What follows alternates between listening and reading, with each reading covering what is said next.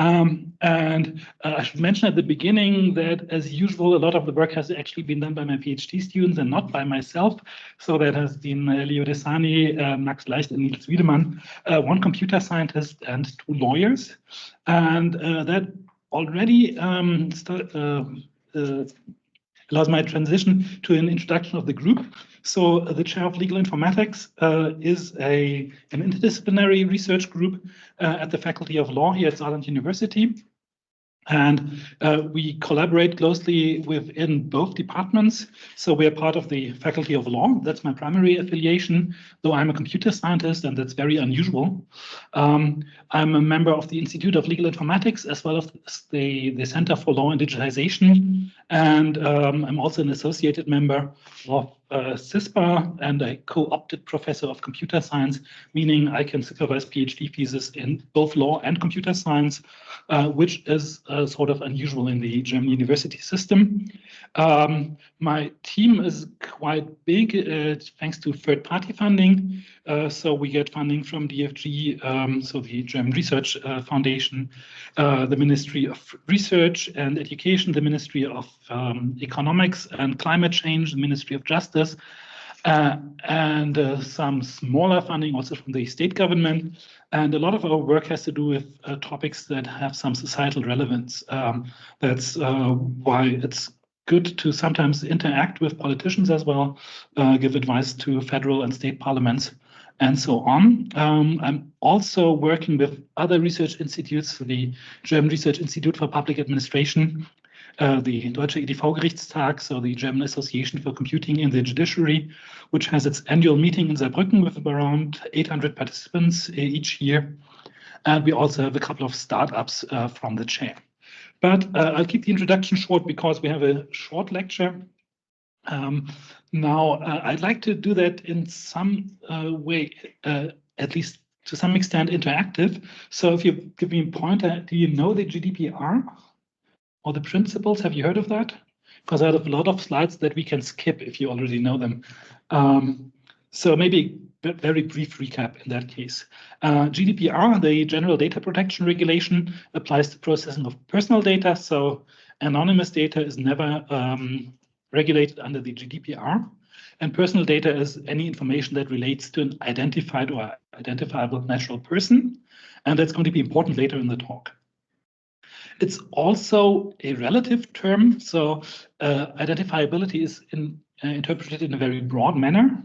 As soon as there is a chance to identify someone with a reasonable effort, then the data is personal data, but only if the person actually processing the data can establish that relation. So if, say, Ingmar Weber knows the identity behind user number 1234, and I know something about user 1234, but I don't know who that is, then it's not personal data for me. With some asterisk, like some restrictions apply, but I'm not going to go into too much detail. When you want to process personal data, you need a legal basis. So I just signed a consent form here. That is one legal basis, consent to process the personal data, but also things like performance of a contract with the person, or if you have the legal obligation to process the data, like as a university, we have a legal obligation to process data related to exams. So we don't need your consent to tell the examination office that you failed an exam. That we can do because it's our job to do so. Other clauses include public interest or a legitimate interest of a private company or private processor of personal data, except if the interest of the data subject, so your interests, overrule that legitimate interest. For sensitive data, like health data, for example, you need an additional legal foundation or legal basis to process that sort of data, and that's regulated in Article 9. Furthermore, there are some principles what to do with the personal data or how to handle them. I'm not going to mention them all, but transparency is going to play a role later on, and purpose limitation. Like transparency, people should have a chance to know what happens with the data. And purpose limitation means if you gather the data for one purpose, you cannot just use them for another purpose. except if you have a separate legal basis for that, which we are not going to cover in detail. So to give you an overview, to process personal data, you need a legal basis. If it's sensitive personal data, you need an exception from Article 9. And if you want to further process data, so if you want to change the purpose, you need to fulfill the conditions of Article 6, paragraph 4 of the GDPR, which says there has to be a compatibility test. So is the new purpose compatible with the old purpose? So if these conditions are met, then you can process data, personal data or sensitive personal data. So that is the very essence of the GDPR in 3 minutes. If you have any questions, I'm happy to answer them, but that's just to lay the foundation for the rest of the talk. Now, next question, how familiar are you with AI? Foundations of machine learning. Can I keep it brief, or would you like to know more details? Okay, so I guess it's mostly a CS audience here, right? And I'll keep it very brief and just skip to the summary for a specific subset of AI, which is currently, I guess, the one that is most discussed. That would be supervised machine learning, but you have a similar concept for other machine learning approaches. You have training data, which is somehow condensed into a model. And based on that model, you can provide some services which can be personalized. In an abstract fashion, you could say you could derive patterns which allow you to make statements about new inputs, like you gather data about these persons here on the left. And maybe I'll switch on the virtual laser pointer. So you have a model based on inputs here from people on the left, and then you get a new input, and you derive, you use the patterns that you have derived here on the left to make statements about that new input. Or you could have a generative model, to which you basically say, give me more of that type of input that we have on the left, and then the system generates you some new output. Now, the advances of AI lead to new challenges for data protection, because you can learn about patterns in large amounts of data that was not previously possible. By previously, I mean basically the last millennium, because a lot of that progress has been made in the last, say, 20, 25 years.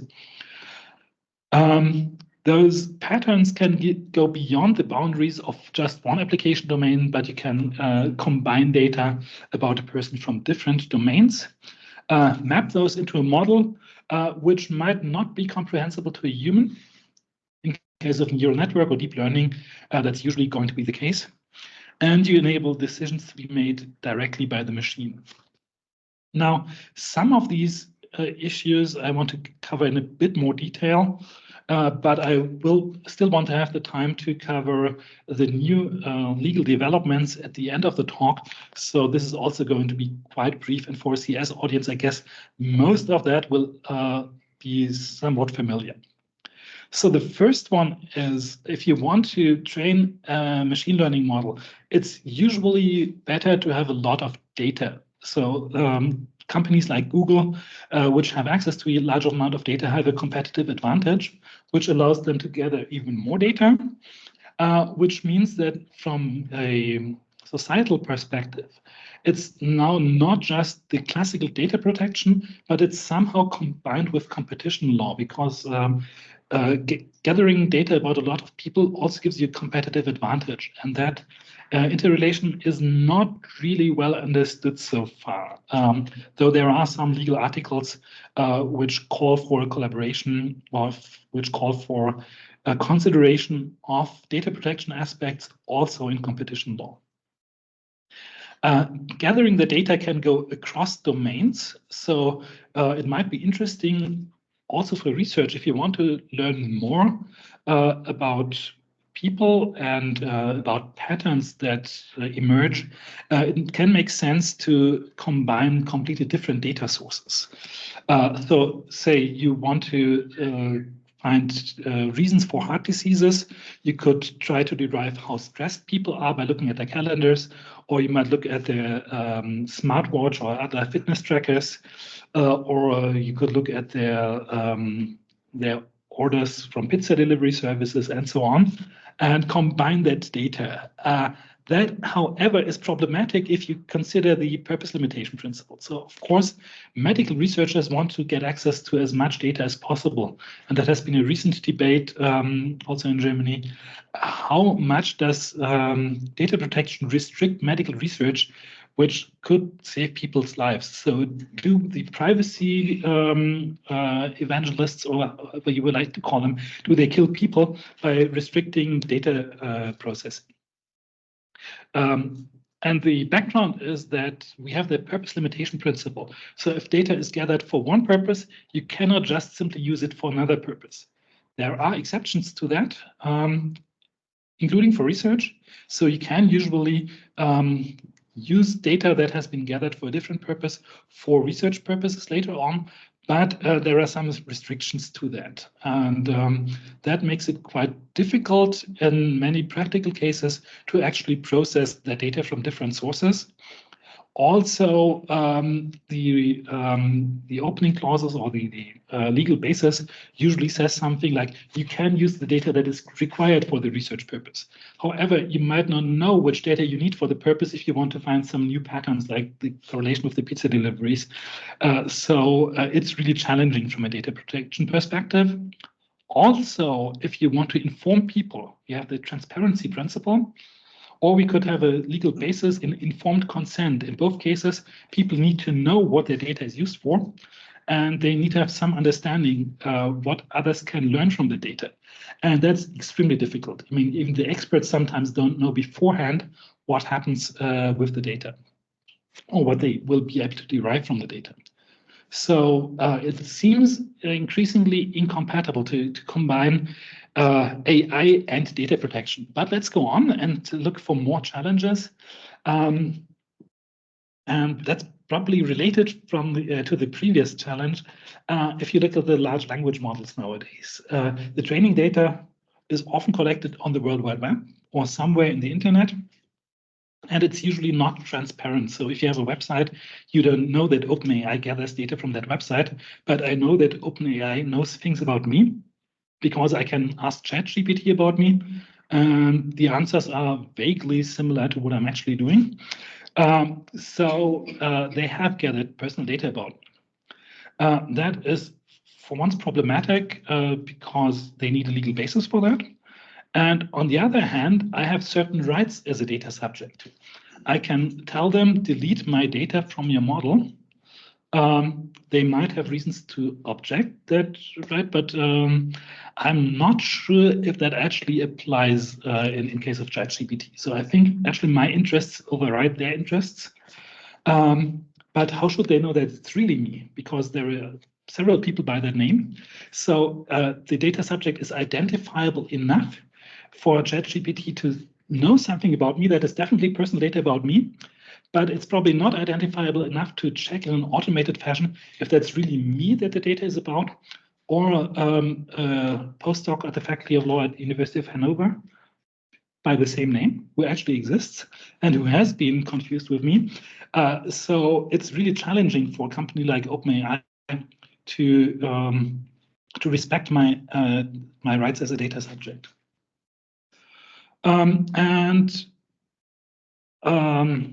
Now I would like to get to a more basic issue of machine learning and privacy.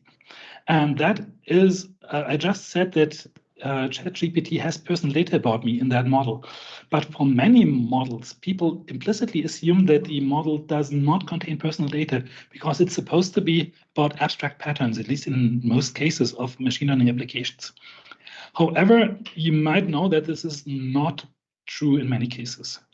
And a number of attacks on machine learning models have been shown that are able to get personal data out of those models, like membership inference attacks, being able to conclude whether my data is actually contained in that model or not, even if it's not supposed to give any output that is related to me. And that is because traditionally, if you measure the quality of a machine learning model, you don't look at how much data it contains, but only how good the predictions are. So there might be too much data in the model, and there might be irrelevant attributes about me in the model that it doesn't actually need to fulfill its purpose. And that makes it challenging to deal with AI models because it's hard to assess for a lawyer how much personal data is actually in that model. And it's also problematic because of the data subject rights that I mentioned before. I have the right to erasure or the right to be forgotten, as it's sometimes labeled. But does that mean that OpenAI or anyone else who has personal data about me in their model needs to retrain their complete model without my data when I ask them to erase my data? And the retraining takes so much time that by the time they have retrained, someone else will have asked them to remove their data. There are approaches to that. You can Google machine unlearning if you want to know more about that, but it is problematic. I've actually tried to summarize a couple of attacks, and I've based that summary on a survey paper. Membership inference has data from a certain person, that green person here, been incorporated into the model. Reconstruction attacks, that's the inference from outputs and some attributes of that person here to draw conclusions about other attributes that are contained in the training data. Like, you know that the person is 66 years old, and then you know about some health issues by doing the reconstruction attack. I'm sorry, something's wrong with the formatting on that slide, but I guess you get the gist. Property inference, inference even on attributes that were not contained in the training data. And model extraction attacks is enabling the reconstruction of the model from the outputs. And all of these attacks have some potential impact on the data protection aspects. So it might mean that the model actually contains personal data, even though those people who trained the model might not have planned for the model to contain personal data.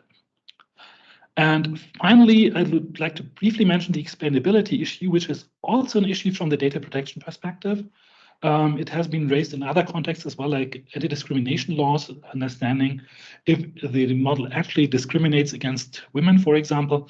But here I would just like to briefly mention that lack of explainability might be an issue from the data protection perspective as well. Now, there are some approaches to deal with these issues, like privacy-preserving machine learning. You can anonymize the data before you enter them into the model. And there are approaches to anonymize the data during training, so to have one combined step of training and anonymization. And there is federated learning, where you have local models which are refined with data from the individuals here. So say on your own smartphone, and then only some parameter updates are sent to the global model, which is then updated. However, even here, there have been some attacks on federated learning. So from a data protection perspective, it's good to use things like federated learning, but it does not solve all the issues. So it does not necessarily mean that the data is no longer personal data. But even if you have personal data, the fact that you try to protect them might help you from a legal perspective. Because in some cases, you may process personal data if you have a legitimate interest, and the comparison between your legitimate interest as a processor and the subject's interest in their privacy, that balance can be influenced by the quality of the protection that you apply. So if it becomes very hard for you to derive any sensitive personal data, your interest might get a higher weight than if there were no protections. And besides that, you're actually obliged to apply some protections, because there's the concept of so-called technical and organizational protection measures, or technical and organizational measures, the TOMs, which are required by Article 32 of the GDPR. Now, these attacks can change the personal reference or the identifiability of the data. And in practice, if you evaluate a machine learning model, you will have to look at all the means that are reasonably likely to be used by the controller. So is it really easy for the controller, the person who is working with the data, to identify you? Then it will be personal data. If it's very hard and unrealistic that they do that, then it's not personal data. So that has to be basically decided in collaboration between lawyers and computer scientists who can judge together if the amount of protections that you have, if they meet that threshold or not. So in case if a membership inference attack is simple, then you will have to consider that data is personal data. Yeah, and that's another reason for interdisciplinary collaboration. But maybe with that, I'll try to show for the next 5 minutes or so some of the remaining slides, and now also mention some of the challenges that I have, because even if you deal with the European approach, the European legislation in detail, so much has happened in recent years and weeks, actually, that it is very difficult to keep up with those changes. So the EU presented a European data strategy, which was supposed to solve some of these issues, like giving access to data for development of business models as well as for research. And they want to actually apply AI more, but on the other hand, also address the risks of AI. So yeah, it's another dichotomy, as you called it, to try to do both, and sometimes it's in the same acts. And so far, we've got the Data Governance Act, the Digital Services Act, the Digital Markets Act, the Data Act, the Network Information Security Directive number 2, and the remaining ones. So all that has been passed in recent weeks, or is going to be passed in the next couple of days, because we have a European election and they wanted to finalize all that before the election. So I tried to give you some insights into those with a focus on, we already had the GDPR, with a focus on what we have here. So the idea is to create a, general idea is to have a single market for data. So forgetting all the political details here, the idea is that you can have a free European market. So processing data that was collected in France and is used in Germany should no longer be an issue. And some of that was already addressed by the GDPR. Now, the Data Governance Act might be relevant because it's supposed to enable the reuse of data held by public authorities in the public sector. For that purpose, a single information point about those data collections by public bodies is going to be established, but it has not been established yet. There is the concept of data intermediation services, or data intermediaries, as they are called in short, and they allow to basically balance the interests of the original holder of the data and the data subject with the interests of those who reuse the data. So the intermediaries are something of a trusted third party in between. And there's regulation for data altruism, which I think something is missing here. So data donations for data processing in the public interest. So like research purposes. And so people who want to make data available, which was, for example, discussed with the those COVID apps, the tracking apps, that is supposed to be simplified, for example, by having a European consent form for that data altruism. Also, with the Data Governance Act, so-called European data spaces are supposed to be established. I'm going to skip over the concepts on the left. And the concept of a European data space is basically a set of regulations and contracts. So it's not so much like a technical construct, but more of a legal construct that allows the reuse of that data. And one example of that data space is going to be the European health data space, which enables access to health data. And that has been discussed a lot in the data protection community because that's supposed to work without the subject's consent. So any health data is supposed to be reusable for research purposes under those specific rules of the European Health Data Space, which has some protections of the personal data, but it's supposed to simplify medical research a lot. I'm going to skip over the interoperability of data spaces, which is actually the stuff that I'm writing about in a legal commentary that we're going to finalize in a couple of weeks. So just briefly, the European Health Data Space allows an exemption from the special protections of sensitive data for the use of AI, so to train, test, and evaluate algorithms that contribute to public health or social security. So there we have at least some opening. The European Health Data Space is not in force yet, so that's a regulation that is still going to be enacted, but it's pretty certain that it's going to happen. And last but not least, I would like to mention the AI Act. Sorry for rushing a bit through that, but so much has happened. I wanted to get as much as possible out of the talk. The AI Act regulates AI systems. It's to a large extent, it's about liability issues, but it also has something about data processing. So the idea is that a machine-based system designed to operate with varying levels of autonomy that can infer something that is an AI system and that is regulated.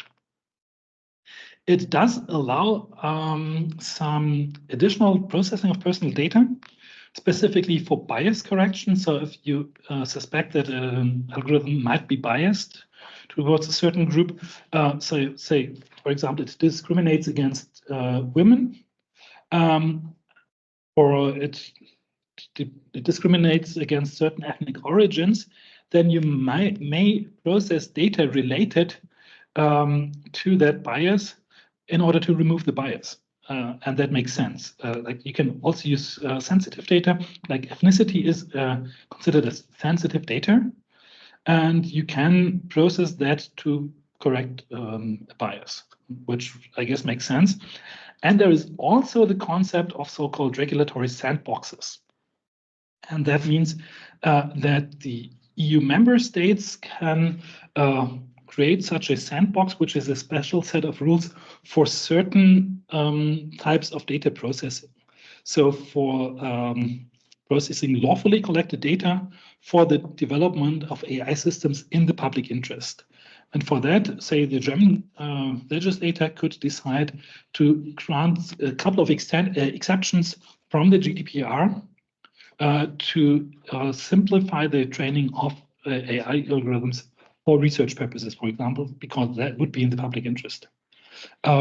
So that is something that the EU is now allowing the member states. It doesn't mean that this has happened yet. The AI Act was finalized last week now. So that's how current that is. Other than that, there are some AI systems which are going to be completely forbidden by the AI Act, like subliminal manipulation of people or using group-specific vulnerabilities. That is forbidden, and there are regulations for high-risk AI systems, and that is basically the core of what the AI Act is doing beyond data protection. Now, yeah, that's basically what I just said. It's about regulating those high-risk AI systems. In general, it's supposed to improve transparency, like for generative AI. And there are some ethical principles which are mentioned in the recitals for the reasons for the AI Act, but they are not binding, so it doesn't really make a difference. And it requires AI providers and deployers to invest into the training of their staff in AI literacy, as they call it. Maybe I'm going to skip over that to have time for a short conclusion, because I think the talk has shown that there is a lot to cover, and it's going to be increasingly difficult as an AI researcher to really grasp the legal situation. So that's an argument for having interdisciplinary collaborations, like to have an I2SC for that purpose. But I want to mention one more thing that is actually maybe a bit confusing. Many people think IT is binary, law is a bit fuzzy, which is true. However, the decision is some data, personal data, that's really binary. So either the GDPR applies or it doesn't apply. And I think that might not be the correct approach anymore. So I don't know how a better approach would look like. So if you have that image here that's generated by a lot of training data on the website thispersondoesnotexist.com. So it's a generated image. Now, if someone now says, okay, there's a 17% possibility that my left eyebrow has somehow made it into that image, is that personal data about me? How about 85% probability or 5%? How do we deal with that? Should we just throw out the data protection? In that case, the data strategy with the additional access to training data and the additional legal basis for data processing helps to some extent, but it still does not say something about where it's the threshold actually to consider the data as personal data. There is a lot of interdisciplinary research going on in that field nowadays. And for practical applications, you might think that in many cases, anonymization helps. But anonymization also has its challenges, like does it keep the original patterns in the data? Do we need to refine those requirements? Does anonymization, as people commonly understand it, actually work? Or can data be de-anonymized? And finally, where do we get the training data? That's what you mentioned before. Maybe the GDPR is too restrictive and does not allow us to process personal data. That might still work for larger companies or larger research institutes which have their own legal department. But if an SME wants to develop innovative solutions, how does that work? Now, the AI Act gives us some possibility for access to personal data, as does the Data Governance Act, and the European Health Data Space is going to do that as well. Now the question is, does that overshoot the mark? So do we get too much processing of personal data for AI training then? Do we not protect the individuals enough in future? And that is an ongoing legal discussion, and it would help a lot if also the technical community got involved in that legal discussion. I'm now a member of the editorial board of a new journal, which is supposed to also give technical insights to the legal community. So a German journal on AI and law, which is going to be to accept English articles as well. So if you want to contribute to that, I would be very thankful. Other than that, I guess we have 5 more minutes for discussion at least. But I mean, if it's 7 minutes, then I'm fine with that as well. But thanks for your attention so far. And as I said, I'm open to any questions or any discussion points that you still want to raise.